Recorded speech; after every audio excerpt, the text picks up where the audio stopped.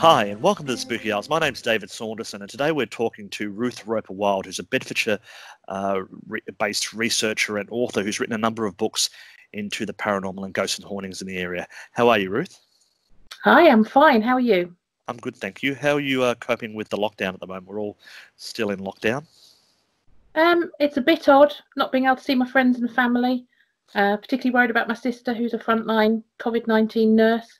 But other than that, I work from home a lot of the time anyway, so that bit's working fine for me. Okay, yeah, I think we're finding that with a lot of people that we're talking to at the moment, with a lot of researchers and writers, particularly homebodies. So, you know, in some ways it works.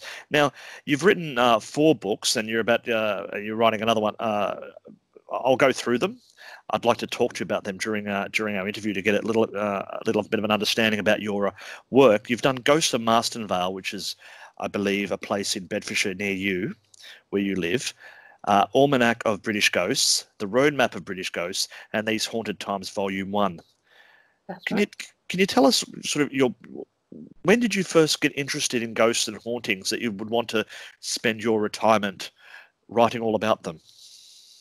I think it really started in childhood because we moved when I was in my early teenage years, or just before my teenage years, to a property in Hertfordshire in a town called Old Welling that had a poltergeist. Okay. Or what would be termed by many as poltergeist type activity.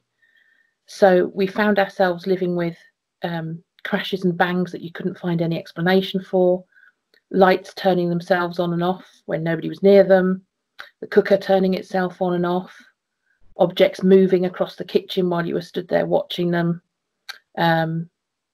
all sorts of things that went on that would affect the dog. Sometimes would growl at something and follow it out of the room. And it just made me incredibly interested in the paranormal and what was causing whatever it was that we were experiencing. My mother was a very pragmatic woman. She'd been a radio engineer in the RAF as her early career before deciding to have a family. And she was never fazed by any of this activity at all. She used to be forever trying to find the rational explanation for it, or the scientific explanation. So, for example, on one occasion when a butter knife started twirling on the table where we were cleaning up the tea time things and slid to the edge of the table and then slid across the kitchen, floating at sort of chest height, and eventually hit the floor. Instead of being disturbed by that, she just got out a tape measure and measured the distance and sort of remarked, well, 8 foot 3 inches, that wasn't gravity, was it?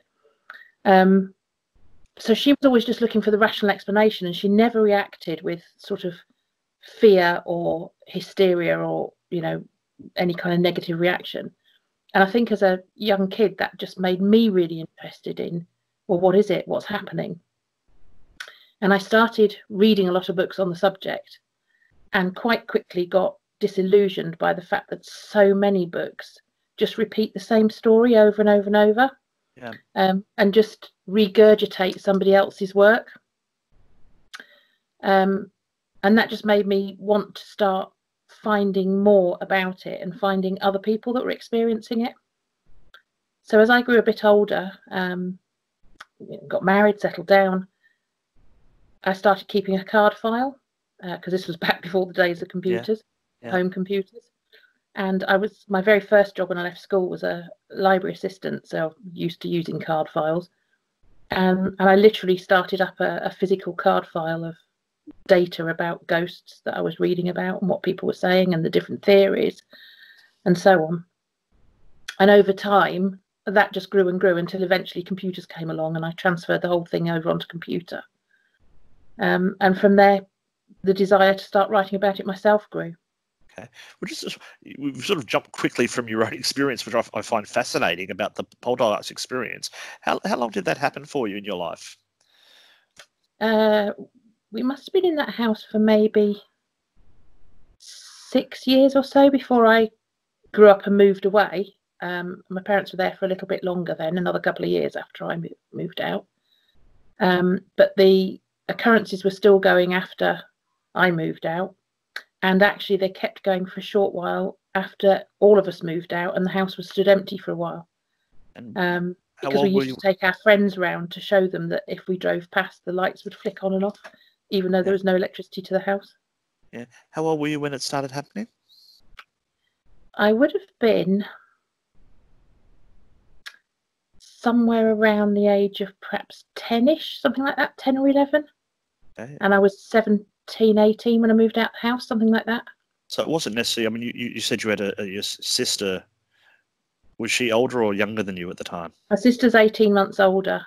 Okay, all right. So obviously we were both in the house. And yes, I'm aware that, poltergeists are often attracted to teenage girls. Yeah. So it might well have been that it's us that attracted it rather than the property. Did you investigate, or did you ever seek to find anything more about that?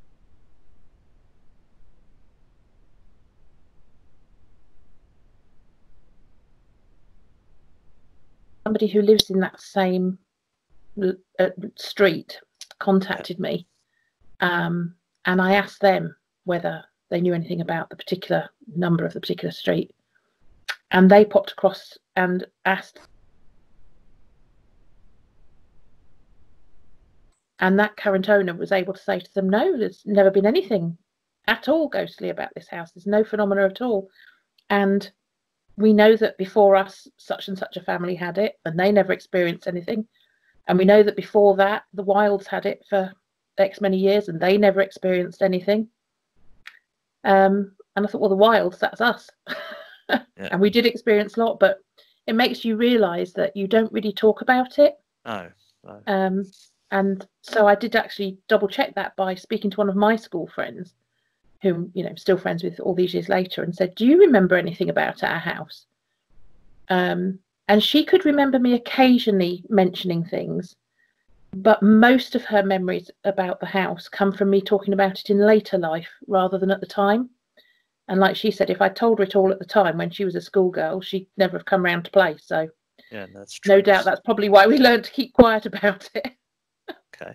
Well, you went on to work as a civil servant, and you were an investigator for fraud cases, amongst other things. How is that?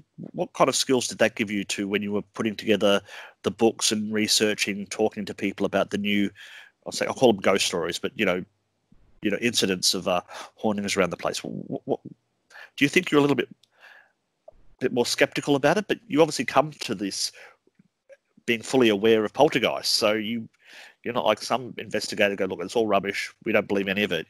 You clearly believe in some of it. So being an investigator, that must have given you some analytical skills or some skepticism, or am I wrong? Well, I think what it gives me is I have learned with being an investigator, you never go into an investigation with an assumption that you know who's guilty.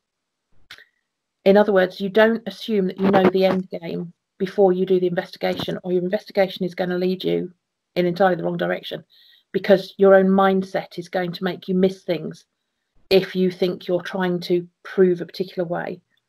So you go into an investigation trying to find out what happened and trying to establish the actual facts. And then you try and correlate which facts match each other and which don't, and which way that leads. And so half of my career I was a fraud investigator, and the other half of my career, more or less, I was a bullying, harassment and discrimination investigator. And the 15 years I spent doing that, even more so, it's very important that you retain an open mind about what you're gathering in your data, because with bullying and harassment investigation, a lot of the data that you're gathering is subjective, the same way that it is when you're gathering about people's experiences with the paranormal. There's very often little hard data, hard physical fact to gather. There's somebody's subjective experience to gather. Yeah. And you learn a lot about listening to what is somebody's truth. And, just because it's their truth doesn't mean that's what actually happened. It means that that's what they perceived as having happened. And because of the way my mother had such an analytical mind and such an open mind about trying to figure out what it was, I come from a place of that there is phenomena. I have no doubt. I've experienced it myself, seen it happen, heard it happen, felt it happen. So there's no doubt that you've got the central fact of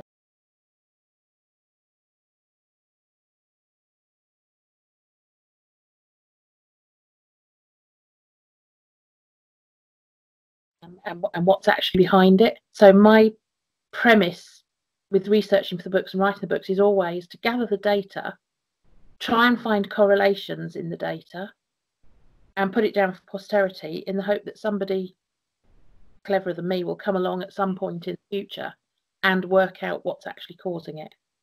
My suspicion is that the answer will be there's more than one answer, and that you can't just lump paranormal phenomena under one umbrella of this is a ghost, this is a spirit, this is a haunting, whatever. You know, this is a UFO, this is an angel, this is a primal entity, whatever. I think there will end up being several different explanations. Okay. Well, your first book, Ghosts of Mastan Vale, can you tell us a bit about that? Because that's not far from where you live now. Is that correct? That's right, yeah. So I live in a village called Mastan in Bedfordshire. Mastan Vale is essentially a shallow valley that runs roughly from Bedford in the east to the M1 near Milton Keynes in the west. So about a 10, 13 mile long valley, something like that.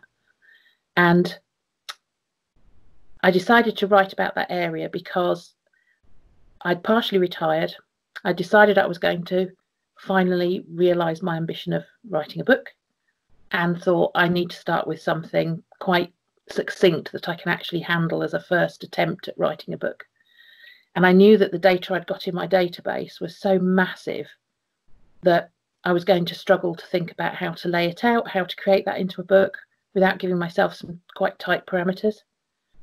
So I decided that if I researched the actual valley I live in and the few villages that are scattered along it and give their ghost stories and their myths and try to find correlations, it would give me a much tighter unit of data to be dealing with.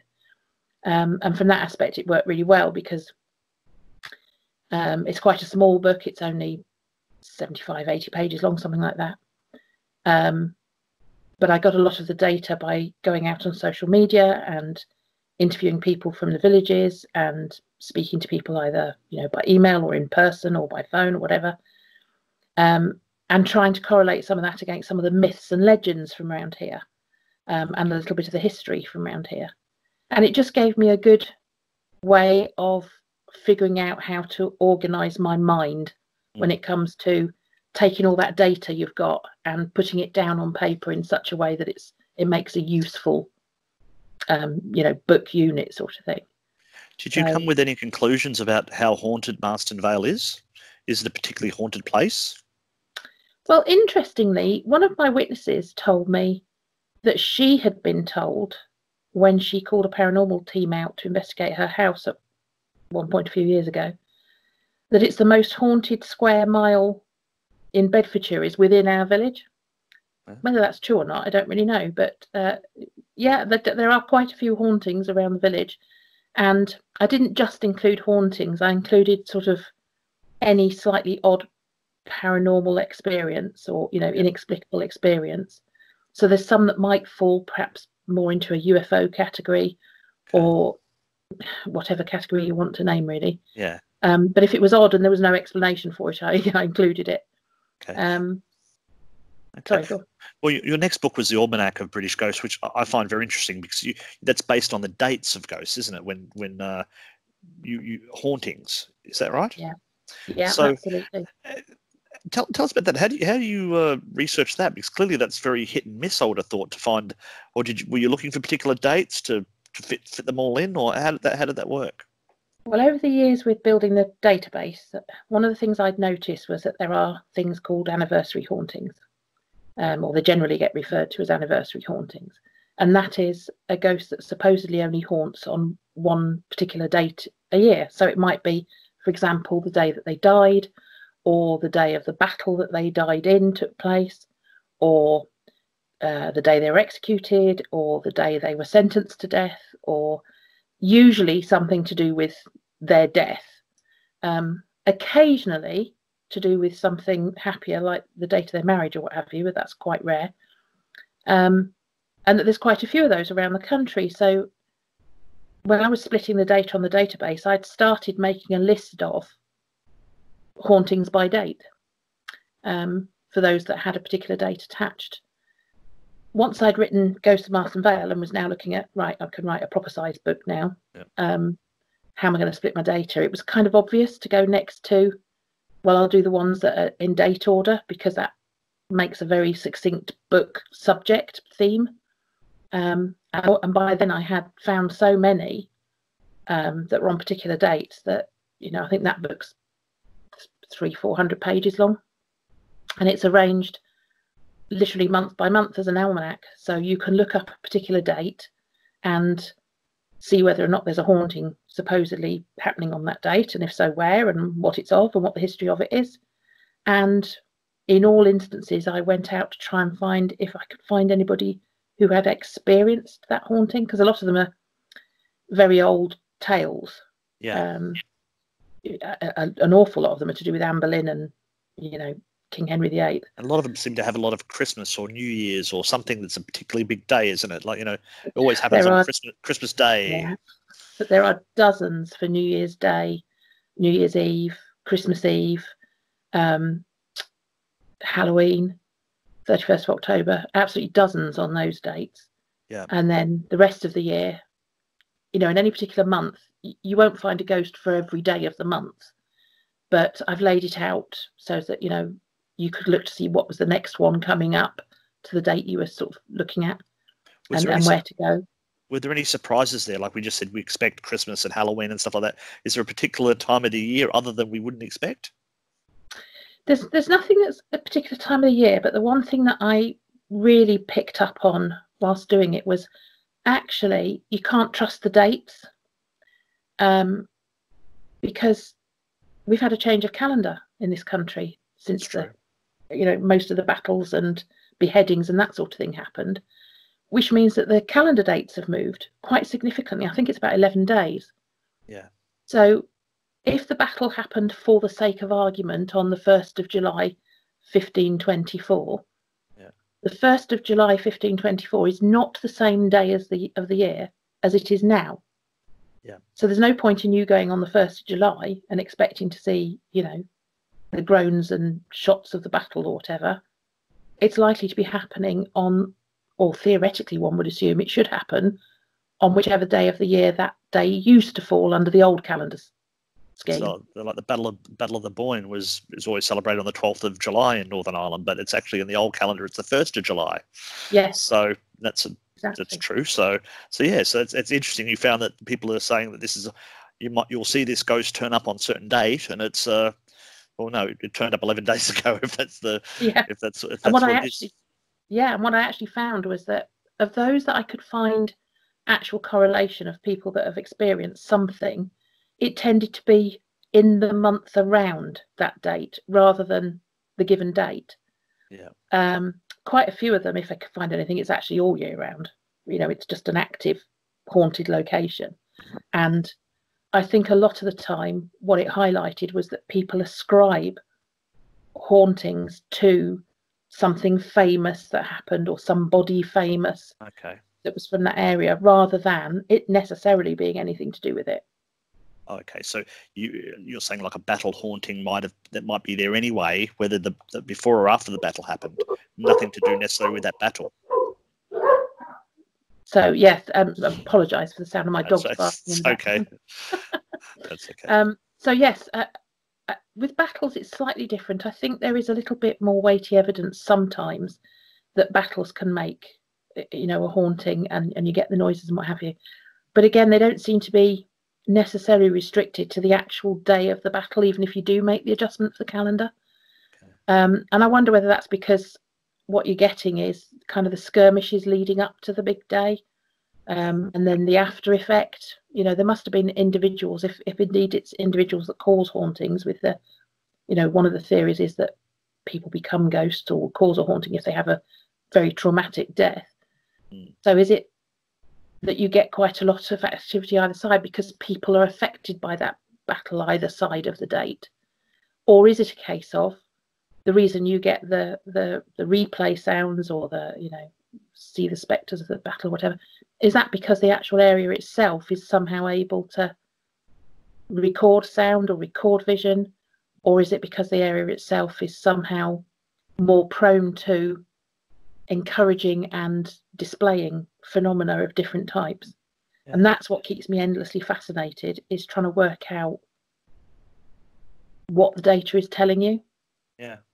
So you went on to write the roadmap of British ghosts, which is like the book sound, or the name sounds. It's about hauntings of highways and roads and the like. How is that different? Because it seems like you're growing each time you're writing a book. Yeah, you know, I really enjoyed writing the roadmap. I think that was one of my favourites for research wise and writing it. And it is literally what it says on the tin. It's a book about the ghosts that haunt our roads, byways, paths, that sort of thing. So essentially not in buildings. Yeah. And I started out with accounts that I'd found either in other people's books or online or whatever, newspaper articles and so on.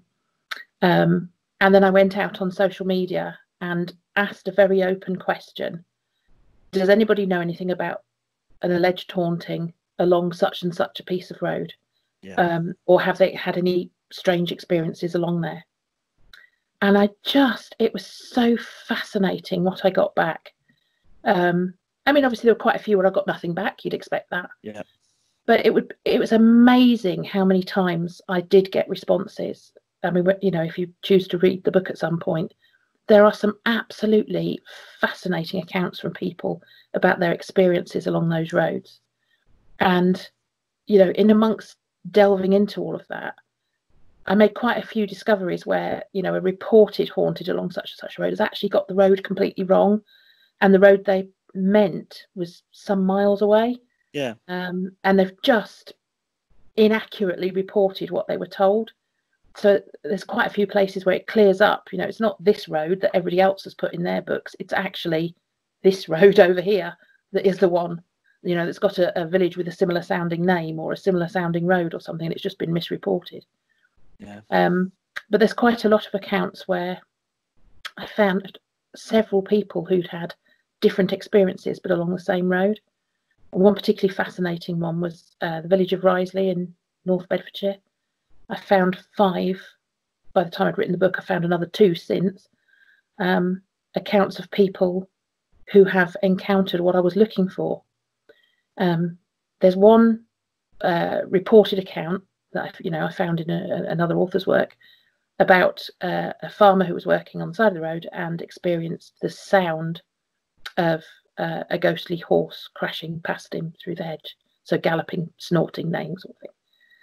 And I found 5 more people that had had some sort of experience that involved an equine type entity or sound around that village. None of them knew each other. All the accounts were slightly different. So, you know, in one account, it was just the sound of a horse. In another, they saw a horse and rider, but glowing faintly orange. In another account, it was just the outline of a horse that crashed through through the headlights of a car that was driving along. Yep. So sort of see-through with just an outline. And then obviously since the book's been published, people are still writing into me and what have you. And I've had another 2 accounts for the same place. How do you cut through?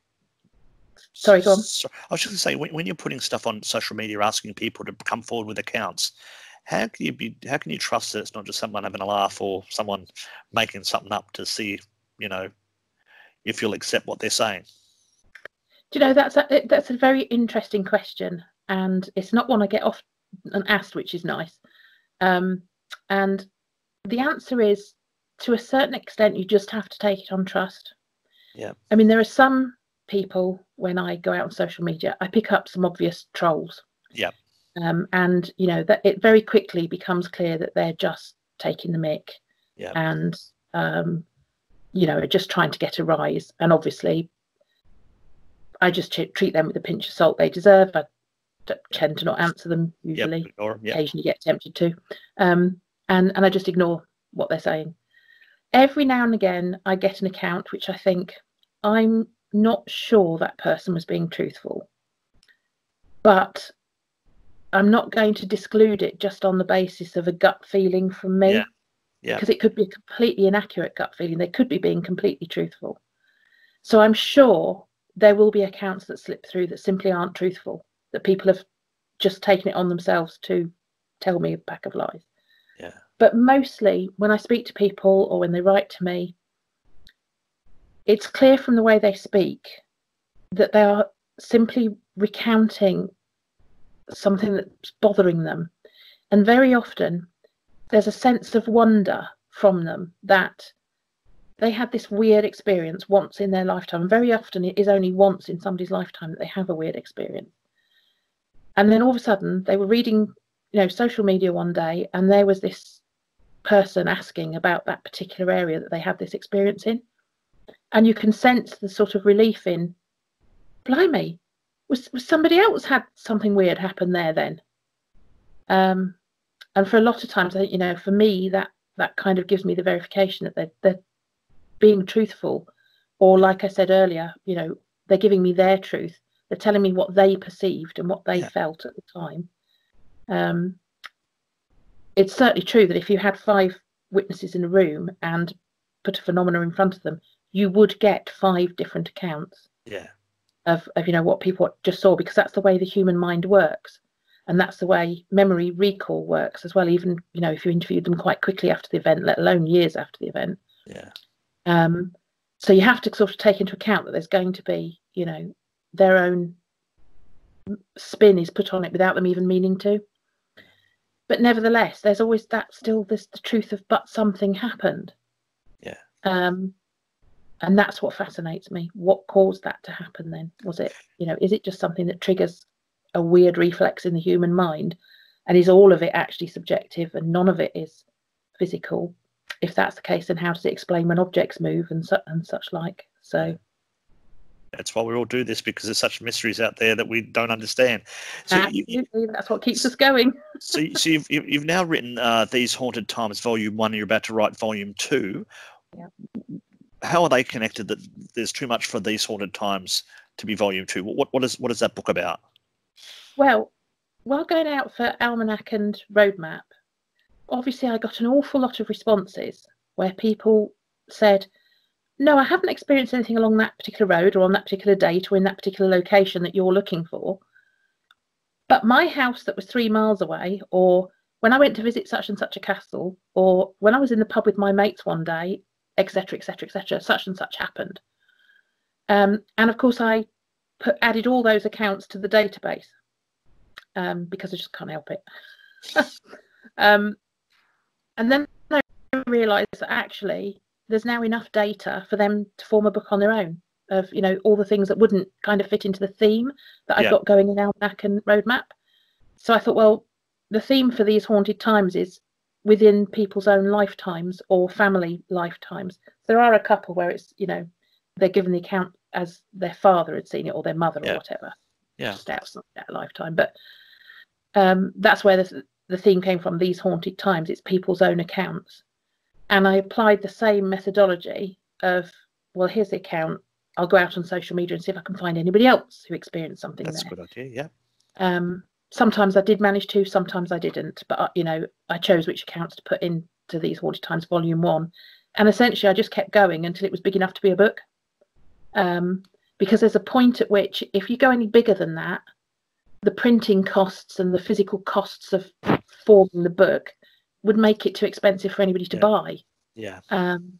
So I just kept going until I got a bookful, essentially. And that left an awful lot left over. Hence, these for Volume 2. So it's basically a good old Volume 3 as well.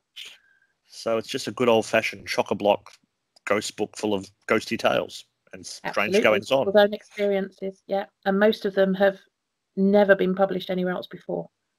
And most of them have.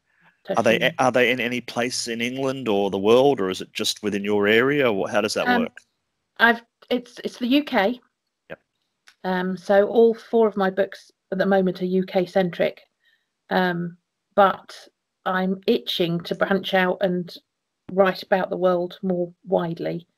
So I'm thinking of starting a new database because people are starting to, write in. The books are, sell in America or Germany or Brazil or wherever. And people then write in wanting to, speak about their experience because they've read the books. And that's making me itch to start a new database of worldwide and talk about hauntings, all over. I've recently dropped my hours because I'm still partially retired, so I was doing 3 days a week and now do 2 days a week at work, to give myself a bit more time for doing the research, because I just can't leave it alone. Every time I publish a book and I hit that publish button and I think, right, that's it, I'm going to take a break. I'm not going to do a fresh book. I'm going to tidy up all my data and I'm going to do this and that. You can guarantee that about 3 days goes by and I've got the skeleton set out for the next book. So it's never ending, and that's the great thing about the subject that we enjoy. So thank you for that, Ruth. That was really interesting. I'm going to get those books because I just want to read them now. You've sold them very, very well. And I think it's always great when after doing research on stuff, you could come out with something like that, as you say, with the Almanac, about the dates and the roads, people looking at different things and maybe being a bit off because of the way they were initially reported or whatever. So, I think that's what's fascinating about your work. You're kind of going in there and maybe cutting out some of the stories that we've known for years that are not quite right, and bringing your own research into it. So thank you very much for that today. And I'm going to put links to your books in the description down here next to the subscribe button, and we'll maybe hopefully get you back to tell us about a bit more about volume 2 when it happens, when it comes out. I'd love to. So, okay, so you have a great day, and we'll talk to you soon. Okay, bye-bye. Brilliant. Lovely to meet you.